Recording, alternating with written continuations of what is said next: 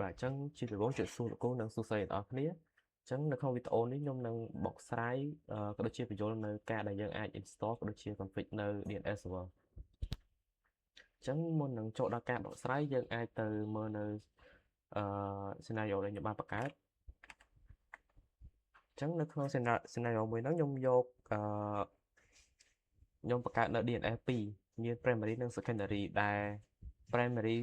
server ហ្នឹងខ្ញុំយក CentOS 9យកវាធ្វើជាprimary server ហើយសម្រាប់ secondary server យក Kali Linux ដែលលើ VMware ហើយសម្រាប់DNS server primary DNS server ហ្នឹងមាន IP 192.168.10.1 ហើយសម្រាប់ secondary មាន IP 192.168.10.50 ហើយសម្រាប់ Windows laptop ហ្នឹងយកវាធ្វើជា client អញ្ចឹងមុននឹងយើងអាច config នៅDNS server បានយើងត្រូវតែ install នៅ DNS server វាជាមុនសិនអញ្ចឹងជាដំបូងហ្នឹងយើងទៅ install ក៏ដូចជា config នៅ primary server អញ្ចឹងមុននឹង install យើងអាចទៅ check មើលថាយើងធ្លាប់បាន install នៅ DNS server ហ្នឹងពីមុនរួចនៅបើសិនជាយើងធ្លាប់ install ហើយយើងបាច់ចាំ install ទៀតទេអញ្ចឹងដើម្បីយើងអាច check ថាយើងធ្លាប់ install បាននៅយើងអាចប្រើនៅ comment named.v អញ្ចឹងបើសិនជាវាបង្ហាញនៅ version របស់ DNS server ហ្នឹងន័យថាយើងធ្លាប់ install ពីមុនហើយតែបើសិនជាយើងអត់ទាន់បាន install ទេយើងអាច install បានដោយប្រើនៅ comment ឈ្មោះថាយើងប្រើ DNF install bind ហើយ bind.util ហើយ .y មកអញ្ចឹងបើសិនជាយើងអត់ install ទេយើងអាចប្រើ comment ហ្នឹងបានអញ្ចឹងបន្ទាប់ពីយើងinstall រួចហើយយើងអាចទៅ config នៅ configuration file របស់ DNS server ហ្នឹងបានតែមុននឹងយើងចូលដល់ការ config យើងអាចមើល structure ដែលយើងត្រូវ config អញ្ចឹងជាដំបូងយើងត្រូវ config ហ្នឹងគឺ config នៅ main configuration file ដែលវាជា main configuration file របស់ DNS ហ្នឹងអញ្ចឹងវានៅក្នុង etc name.config ហើយបន្ទាប់មកក្រោយពីហ្នឹងយើងទៅ config នៅzone file ម្ដង zone file ហ្នឹងអាហ្នឹងដូចជាយើងបង្កើត zone ឲ្យវាថាmatch IP ជាមួយ domain name របស់យើងអញ្ចឹងវាមានforward zone ហើយនិង reverse zone បន្ទាប់មកបានយើងទៅ config របស់វាអញ្ចឹងយើងដែរហើយដំបូងយើងចូលទៅ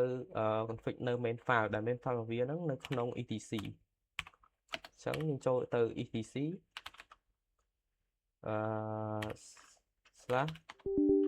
/name.config អញ្ចឹងពេលចូលដំបូងមកយើងអាចមើលបានថាយើងគួរ config អីគេនឹងបញ្យល់យើងខ្លះដែរប៉ុន្តែដោយសារតានៅក្នុងនេះខ្ញុំបាន config នៅ configuration file នឹងរួចហើយដូចជាខ្ញុំបាន config ពីបដូរពីកន្លែង listen port 53ទៅនេះគេដាក់loopback ហ្នឹងខ្ញុំដាក់ any ដោយសារអាហ្នឹងដូចយើង allow ឲ្យថាឲ្យ DNS server ដឹងថាទៅ listen នៅ port ណាហើយឲ្យ IP ណាខ្លះអញ្ចឹងខ្ញុំដាក់គ្រប់ IP មានថា any ហ្នឹងថា IP ណាក៏បានដែរហើយនៅ port 53ហើយដោយសារតា IPv6 ហ្នឹងយើងអត់ត្រូវការអញ្ចឹងខ្ញុំដាក់ none អញ្ចឹងខ្ញុំអត់បានបើកវាទេតបមកដល់កន្លែង allow transfer ហ្នឹងស្រាប់កន្លែង allow transfer ហ្នឹងបើសិនជាយើងអត់មាន secondary DNS ទេ secondary DNS server ទេយើងបាច់ដាក់អាហ្នឹងទេអាហ្នឹងយើងអាចលុបចោលបានព្រោះអាហ្នឹងជា line មួយដែលខ្ញុំ add on ចូលទេដោយសារយើងត្រូវការ transfer file ពី primary DNS ហ្នឹងទៅ secondary DNS បន្ទាប់មកសូមចង់បញ្ជាក់ដល់នេះទៀតកន្លែងហ្នឹងយើងដាក់ IP របស់ secondary DNS របស់យើងហើយបន្ទាប់មកកន្លែង allow query ហ្នឹងអាហ្នឹងគឺជាកន្លែងមួយដែលយើងដូចយើង filter អញ្ចឹងថាយើងឲ្យ IP ណាខ្លះឬក៏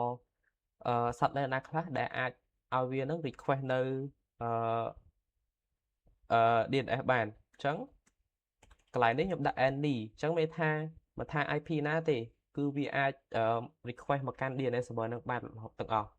ប៉ុន្តែបើជាធម្មតាយើងអាចទៅ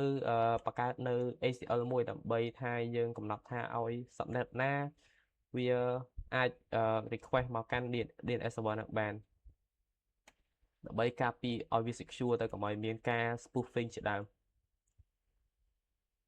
តបមកចេញពីហ្នឹងយើងអាចមកបង្កើតនៅ zone ដែលជាដំបូងហ្នឹងជា forward zone ហ្នឹងយើងmatch យើង match នេះយើង match ឈ្មោះជាមួយនឹង IP បន្ទាប់ឆាច់ពីឈ្មោះទៅ IP ហើយបន្ទាប់មកដល់ reverse zone ហ្នឹងយើង match ពី IP ទៅឈ្មោះវិញដែលតនេះយើង config ដាក់ឈ្មោះdomain របស់យើងមកដាក់អញ្ចឹងរបស់ខ្ញុំហ្នឹងខ្ញុំដាក់ chamberna.com ហើយ type ហ្នឹងជា master ដោយសារតែអាហ្នឹងវាជា primary DNS អញ្ចឹងយើងដាក់វាជាប្រភេទ master បើសិនវាជា secondary យើងដាក់វាជា slave ទៅព្រោះsecondary ហ្នឹងវាចាំតែទទួលពីprimary ឯងដើម្បីទទួល file ពី primary ទៅកាន់secondary អញ្ចឹងជាដើមតមកយើងដាក់ path file របស់វាមកថាយើងចង់store អា file ឬក៏ data ទាំងអស់ហ្នឹងនៅតាណាអញ្ចឹងស្រាប់នេះខ្ញុំដាក់នៅក្នុង var name ហើយឈ្មោះ file របស់ខ្ញុំអញ្ចឹងខ្ញុំដាក់ឈ្មោះ file ទៅដាក់ forward chamberna.com.db អញ្ចឹងទៅហើយសម្រាប់ចូលដល់ forward zone ហ្នឹងសម្រាប់កន្លែងនេះយើងចង់បញ្ជាក់តិចថាបើសិនជាsubnet របស់យើងដាក់ /24 អញ្ចឹង /24 យើងគិតទៅថាអា network ខាងមុខហ្នឹងវាលេខប៉ុន្មានខ្លះអញ្ចឹងរបស់ខ្ញុំ /24 ហ្នឹងវាមាន 192.168.10 អញ្ចឹងខ្ញុំដាក់ត្រឡប់វាបច្ច្រាស់មកវិញទៅវាបាន 10.168.192 ហើយយើងដាក់dot in ហើយ address.apa ហ្នឹងមកហើយ type master ដូចគ្នាហើយ path file ប៉ុណ្្នឹងឯងហើយការ config នៅ main file របស់យើងមានតែប៉ុណ្្នឹងហើយយើង save វាទៅ save ហើយយើងចូលទៅបង្កើតនៅយើងទៅបង្កើតនៅfile zone របស់យើង file zone របស់យើងដូចមិញហ្នឹងយើង file zone របស់យើងមិនយើងមិនដាក់នៅក្នុងនេះនៅក្នុង var ហើយ name ហើយឈ្មោះ file របស់យើងអញ្ចឹងដំបូងហ្នឹងវាអត់ទាន់មានទេអញ្ចឹងយើងត្រូវការបង្កើតនៅអា file មួយហ្នឹងចេញពីហ្នឹងមកយើងទៅបង្កើត file មួយហ្នឹងទៅ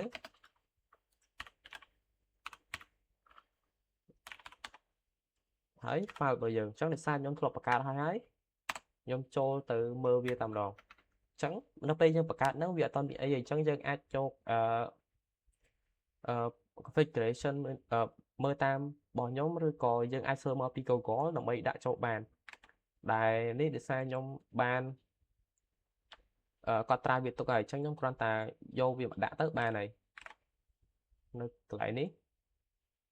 អញ្ចឹងចូលមកដល់ដំបូងហ្នឹងយើង config នៅ time TTL ហ្នឹងដូចជា time to live អញ្ចឹងទៅយើងដាក់មួយថ្ងៃរយៈពេលមួយថ្ងៃហើយចូលដល់កន្លែង SOA ហ្នឹងកន្លែងហ្នឹងដូចជាយើងកន្លែងដែលយើងកំណត់នៅឈ្មោះ server របស់យើងអញ្ចឹងខ្ញុំដាក់ឈ្មោះ server របស់ខ្ញុំដាក់សម្គាល់វាទៅដាក់ ns1chamberna.com ហើយដូចជា mail server ដូចគ្នាតមកកន្លែង serial នេះកន្លែង serial ហ្នឹងវាគ្រាន់តែជាកន្លែងមួយដែលយើងកំណត់ថាឲ្យវា communicate នៅអាហ្នឹងដូចជាគ្រាន់តែជាលេខមួយដែលសម្គាល់ថាឧទាហរណ៍ថានៅពេលដែល primary ជាមួយនឹង secondary អញ្ចឹងវាមិនត្រូវ sync មួយគ្នាអញ្ចឹងយើងដាក់អាហ្នឹងកំណត់ថាបើសិនជា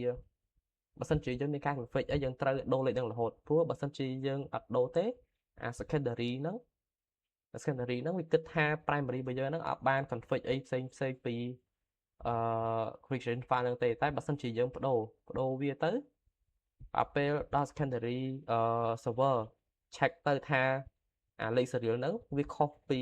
លេខ serial ដែលវាកំពុងមានហ្នឹងអញ្ចឹងវានឹងទៅ update នៅ configuration file ហ្នឹងតមកចូលដល់កន្លែង name server កន្លែង name server នេះយើងគាត់តែដាក់ name ឲ្យវាទេ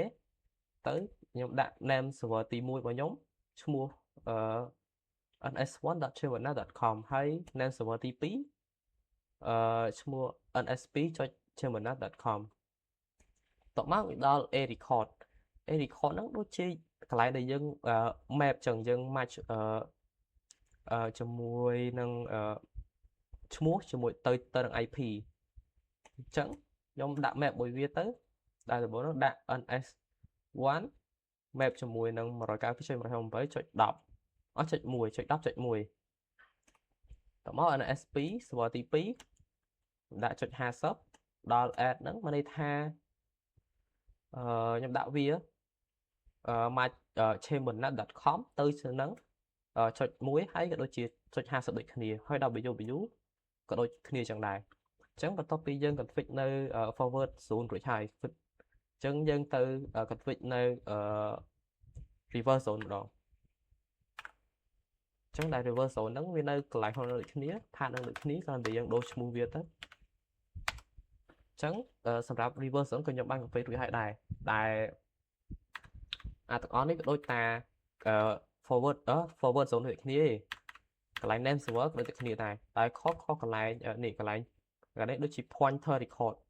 ptr record មានថា pointer យើង point ពី IP ទៅឈ្មោះវិញអញ្ចឹងកន្លែងនេះយើងដាក់មិនបានមួយ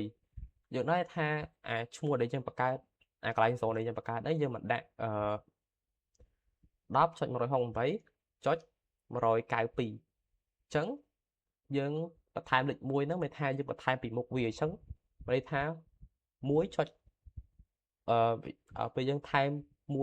មកទៅវាបានឲ្យ 192.168.10.1 បើយើងថែម50វាបាន 192.168.10.50 អញ្ចឹងអាហ្នឹងគឺយើងបន្ថែមកតុយរបស់វាអញ្ចឹងណាតមកយើងដាក់លេខហ្នឹងហើយលេខកតុយ IP របស់យើងហើយយើង point ទៅឈ្មោះមួយណាអញ្ចឹងចុច1ហ្នឹងខ្ញុំ point ទៅ ns1 chimana.com ហើយ50 point ទៅ ns2 ហើយ1ដូចគ្នាហើយ1ខ្ញុំ point ទៅ chimana.com ធម្មតា50ក៏ដូចជា www ក៏ point ទៅ1នឹង50ដូចគ្នាដែរអញ្ចឹងបន្ទាប់ពីយើង config file ហ្នឹងទាំងអស់រួចហើយអញ្ចឹងបន្ទាប់ពីហ្នឹងយើងអាចទៅcheck ថា file config របស់យើងហ្នឹងយើង config បានត្រឹមត្រូវនៅអញ្ចឹងដើម្បីយើង config ថា configuration file ដែលយើង config ហ្នឹងមានការត្រឹមត្រូវនៅយើងអាចទៅ check បានដោយប្រើ command នៅ name.check ហើយយើង check configuration file អញ្ចឹង configuration file របស់យើងនៅណាមិននៅ etc នៅ name d.config អញ្ចឹងបើសិនជាវាអត់ចេញអីទេមានន័យថា configuration file របស់យើងត្រូវត្រឹមត្រូវហើយតោះមកយើងទៅ check នៅ zone របស់យើងម្ដង configuration file zone របស់យើងដាក់ check ទៅ zone ហើយឈ្មោះ zone របស់យើងយើង forward 0មកដាក់ឈ្មោះ chimana.com អញ្ចឹងបន្ទាប់ពីឈ្មោះហើយយើងដាក់នៅpath file របស់វា forward អញ្ចឹងបើសិនជាវាចេញអូខេមានន័យថាការ config របស់យើងហ្នឹងត្រូវហើយតមកបន្ទាប់ពីយើង check នៅ forward zone ហើយយើង check នៅ reverse zone ម្ដងអញ្ចឹងដូចគ្នាយើងបដូរ path file មកក៏ដូចជាឈ្មោះ zone របស់យើងដូចគ្នាអញ្ចឹង zone របស់យើងឈ្មោះ10.168.192 ហើយចុច in drr ចុច of apa អញ្ចឹងបន្ទាប់ពីយើងនេះមកយើងឃើញអូខេមានថាការ config របស់យើងត្រូវអស់ហើយអញ្ចឹងបន្ទាប់ពីយើង config អស់ហើយយើងអាចទៅ start នៅstart ក៏ដូចជា enable នៅ DNS server របស់យើងបានអញ្ចឹងយើងអាច start វាដោយប្រើនៅ command system cdl start name អញ្ចឹងយើង start ហើយយើងអាចទៅ check មើល status របស់វាបន្ទាប់មកថាវាដំណើរការនៅ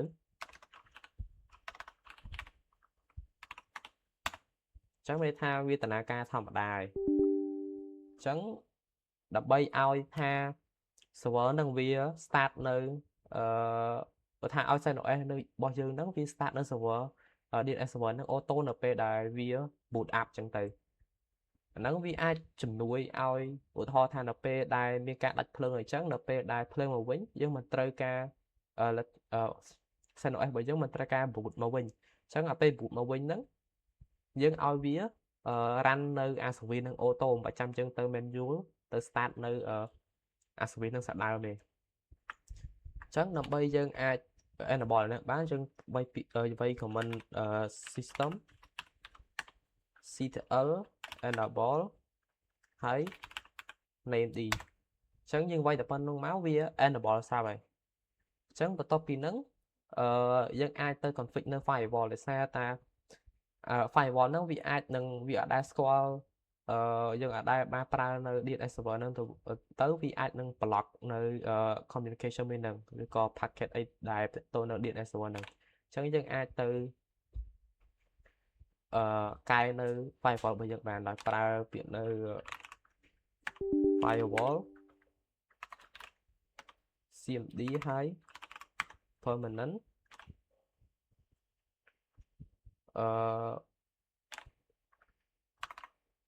add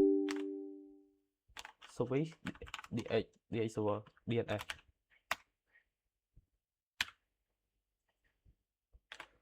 hãy tọt máu dân ai từ reload phía bàn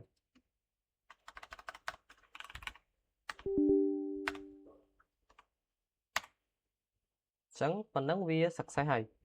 chẳng phần top pin nâng dân ai từ test nơi dns server bây giờ bạn là primary dns server nâng tham vi tận ca ở chẳng dân ai ns lookup mơ tới ns lookup rồi cái phí chọn rồi học với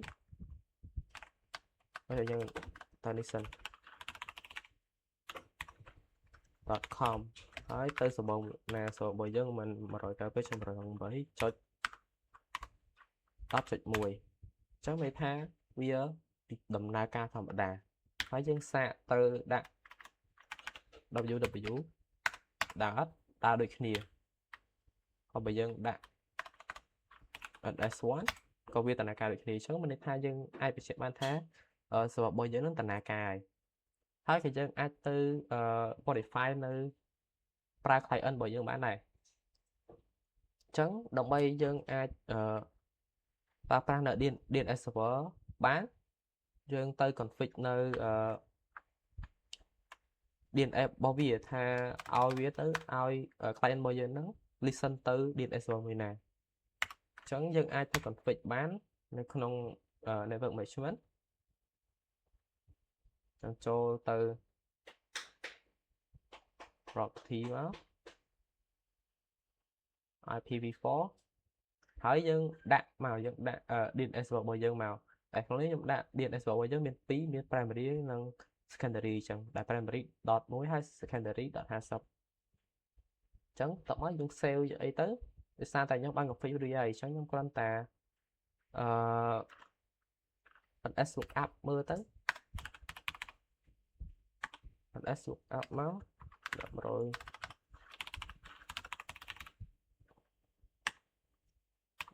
.com xong tổ chẳng để xa ta dân chọn tàu wifi chẳng tới DNS bo kháng cài nó bị internet nó viên miền priority thông chiều trong viên listen từ hàng năng bên này trong bên này bây giờ bật tới những prata điện này không local bao giờ này hợp đồng tiết này của top bây giờ bật wifi thấy bây giờ từ listen điện này bây giờ này chẳng về nếu vì listen bán ấy tha trên mình .com nó viên mạo phí server mình IP mình niệm rồi cái phí trên rồi hồng với đáp chạch mùi thấy bây giờ đã số app www.com được nhiều thấy cái dân anh ping với bán này ping là dân ping không đã dân ping IP rồi nè chẳng p là dân dân của bạn đừng không ca trăm IP dân ping từ mua viên màu từ chẳng với reply được nhiều ចឹងបន្ទាប់ពីយើង config នៅprimary server ហើយយើងទៅ config នៅsecondary server ម្ដងចឹង secondary server របស់ខ្ញុំប្រើនៅ Kali Linux ចឹងជា step ដំបូងហ្នឹងដូចតា primary server របស់យើងទេយើងទៅ install នៅDNS server របស់យើងហៅថា bind ហ្នឹងចឹងមុន install យើង check មើលទៅថាយើងបាន install វារួចនៅចឹងដោយសារតែខ្ញុំធ្លាប់ install ចឹងវានឹងបង្ហាញនៅ version របស់ bind ហ្នឹងហើយចឹងបើសិនជាអត់បាន install ទេនៅក្នុងKali នេះវាប្រើ package មួយឈ្មោះapt បាទសម្រាប់ CentOS វាប្រើ DNF អញ្ចឹងយើងដាក់ apt install bind9 ហើយ .y ចឹងដូចគ្នាមកតែខ្ញុំអត់ install ទៀតទេដោយសារតែខ្ញុំធ្លាប់ install វារួចហើយអញ្ចឹងបន្ទាប់ពីយើងinstall យើងទៅ config នៅ configuration file ប៉ុន្តែនៅសម្រាប់ secondary នេះយើងអត់បានធ្វើអីច្រើនទេយើងគ្រាន់តែទៅ config នៅ zone របស់វាយើងទៅបង្កើតនៅ zone ហើយឲ្យវាហ្នឹងទៅទាញយក data ទាំងអស់មកពី primary server របស់យើងបណ្ដោយអញ្ចឹងយើងអាចទៅបង្កើត zone វានៅក្នុង etc នេះ etc bind ហើយ name.config.local អញ្ចឹងដល់ពេលយើងចូលដំបូងមកយើងអត់មានឃើញអីយើងឃើញតែ3 line ដំបូងអញ្ចឹងឯងអញ្ចឹងយើងអាចបង្កើត zone បានដែលក្នុងនេះខ្ញុំដាក់ zone ដូចនៅក្នុងprimary របស់យើងដែរឧទាហរណ៍នេះថា primary របស់យើងមកដាក់ថា nano/etc/name.config អញ្ចឹងកន្លែងនេះយើងមិនដាក់ zone របស់យើងមកដាក់មិនដាក់ដូចគ្នាអញ្ចឹងអាកន្លែងនេះយើងដាក់ដូចតែគ្នាទេប៉ុន្តែសម្រាប់កន្លែង type នេះយើងដាក់ slave ដោយសារតែវាជាsecondary អញ្ចឹងឲ្យវាហ្នឹងទៅយក data ឬក៏យក configuration អីហ្នឹងទៅយកពី primary ទាំងអស់អញ្ចឹងយើងដាក់ type slave មកហើយដាក់ IP របស់ primary របស់យើងហ្នឹងឲ្យវា listen ទៅprimary server របស់យើងអញ្ចឹងprimary server របស់យើងនេះមាន IP 192.168.10.1ហើយនេះជា file path ចង់ឲ្យវាហ្នឹងដល់ពេលដែលវាយកពីយក data ពី primary ហើយចង់ឲ្យវានឹង store នៅ data អស់នៅណាអញ្ចឹងកន្លែងហ្នឹងខ្ញុំដាក់វានៅក្នុង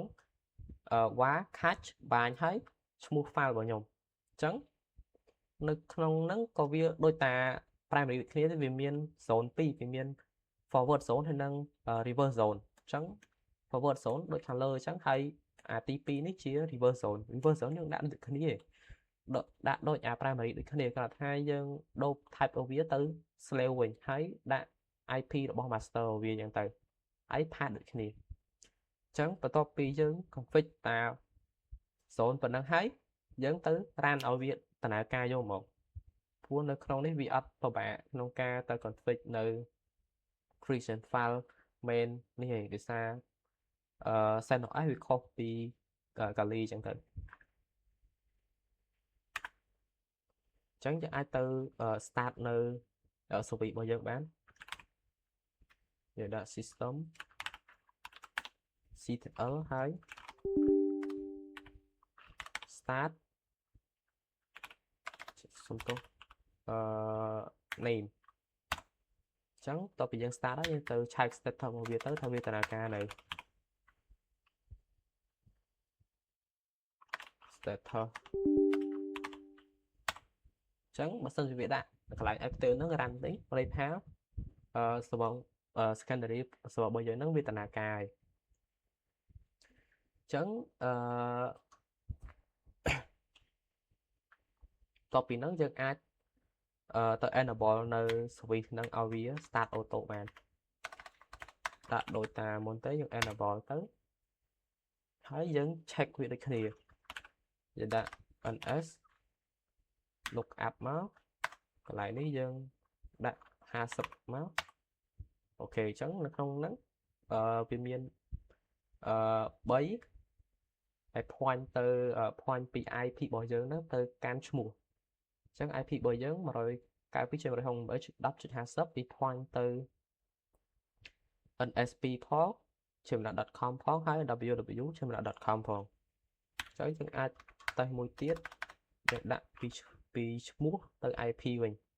អញ្ចឹងយើងដាក់ chamberlain.com អញ្ចឹងវានឹង point ទៅ IP អីអញ្ចឹងយើងបន្ទាប់ពីយើងមើលថាអាហ្នឹងវាដំណើរការហើយយើងទៅឆែកមើល client របស់យើងម្ដងអញ្ចឹងបន្ទាប់ពីនេះមកយើងអាច ns lookup យើង ns lookup ទៅprimary secondary server ម្ដងអញ្ចឹង secondary របស់យើងវា 162.10.50 អញ្ចឹងនឹងវានឹងផ្លាយមកវិញថាវា point ទៅ IP ហ្នឹង point ទៅឈ្មោះមួយណាអញ្ចឹងទៅហើយបន្ទាប់មកយើងអាចដាក់នេះម្ដងឈ្មោះម្ដងawesome.com អញ្ចឹងក៏វា reply ដូចគ្នាដែរហើយក្រៅពីយើងអាចសម្រាប់យើងក៏យើងអាច ping ចុះដំបូងយើង ping នេះសិនមក ping IP អញ្ចឹងយើងទៅ primary ក៏វា reply ទៅ secondary ក៏វា reply ដែរអញ្ចឹងន័យថា DNS របស់យើងវាដំណើរការហើយហើយយើង ping នេះម្ដង ping ឈ្មោះវាម្ដងអញ្ចឹងវា reply មកវិញហើយវា reply ពី server ទី 2 អញ្ចឹងយើងដាក់ www.com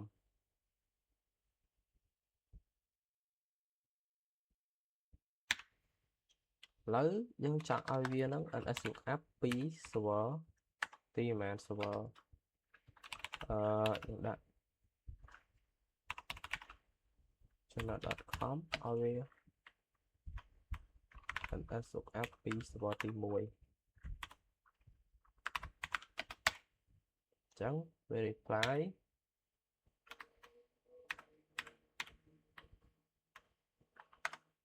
server ទី 2 ក៏ reply ដូចគ្នាហើយសាក ping ម្ដងទៀត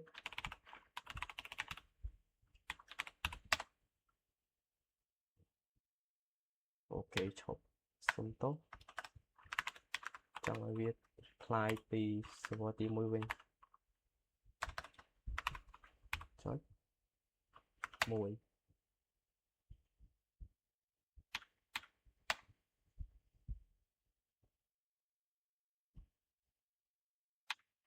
អូខេ s1 dot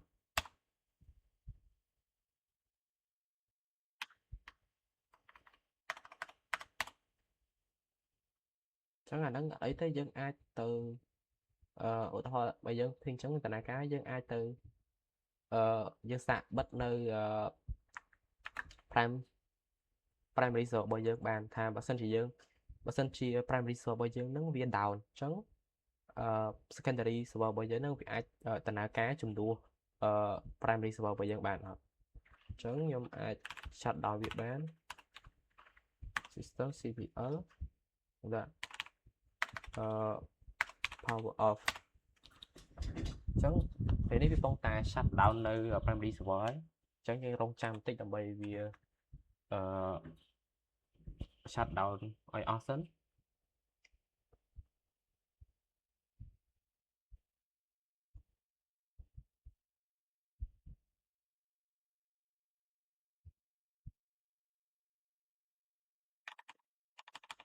អញ្ចឹងបន្ទាប់ពីវា down យើងអាចទៅតេស្តម្ដងទៀតតេស្តនៅនេះក៏បានដែរតេស្តអ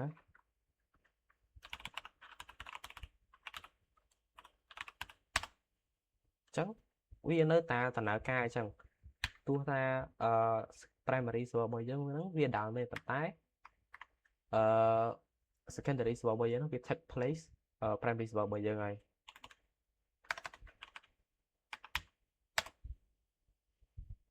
អញ្ចឹងវាដំណើរការទាំងអស់ទេអញ្ចឹងការបកស្រាយខ្ញុំមានតែប៉ុណ្្នឹងសូមជម្រាបលាអ្នកទាំងអស់គ្នានឹង